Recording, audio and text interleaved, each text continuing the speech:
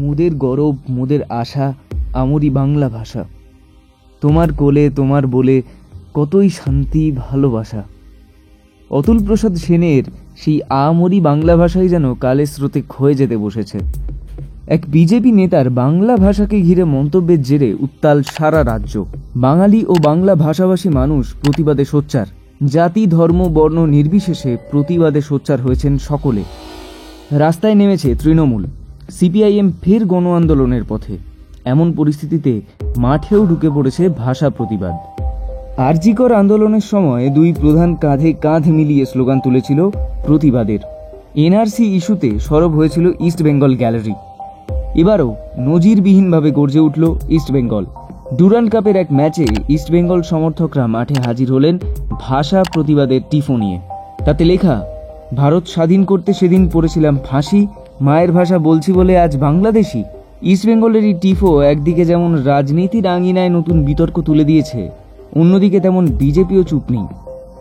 আইনজীবী ও বিজেপি নেতা তরুণ জ্যোতি তিওয়ারি ইস্ট বেঙ্গলের এই টিফো নিয়ে পাল্টা বিতর্ক তুলে দিয়েছেন। তিনি ফেসবুকে লিখেছেন, আজকের ইস্ট বেঙ্গল গ্যালারি। লেখাটা খুব ভালো। আচ্ছা, ক্লাবটার নাম ইস্ট বেঙ্গল কেন? কিসের স্মৃতি আছে তার পিছনে? মায়ের ভাষা বলার পরে ওই দেশ থেকে পালাতে হয়েছিল কেন? এখানেই থামেননি তরুণ জ্যোতি। তিনি লিখেছেন, প্রতিবেশী ছিল, ভাষা এক ছিল, পুকুর ভরা মাছ, গাছ ভরা নারকেল, জমি বাড়ি সবই তো ছিল। মা বোনের ইজ্জত বাঁচিয়ে নিজের প্রাণ বাঁচিয়ে চলে আসতে হয়েছিল কেন? কাদের অত্যাচারে চলে আসতে হয়েছিল? এখনো পর্যন্ত যারা টিকে গেছে ওই দেশে, তাদের উপর অত্যাচার কারা করছে? ভাষা এক ছিল তাই বলে অত্যাচার কি কম হয়েছিল? সব ভুলে গেলেন নাকি? আপনাদের মনে না থাকলে বাড়ির বড়দের জিজ্ঞেস করুন, তাদের নিশ্চয়ই মনে আছে ওপার বাংলা থেকে পালিয়ে এপার বাংলায় রক্ষা পেয়েছিলেন। এবার কোথায় যাবেন ভেবেছেন?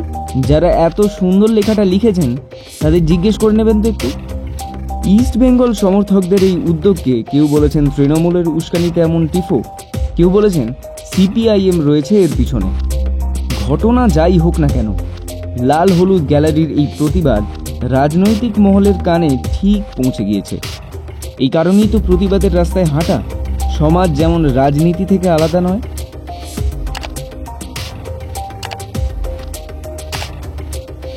ময়দানও তেমন সমাজ বা রাজনীতি থেকে বিচ্ছিন্ন নয়।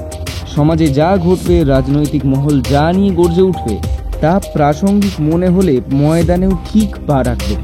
ভাষা যখন বিপন্ন, তখন খেলার মাঠ পিছিয়ে থাকবে, হয় নাকি?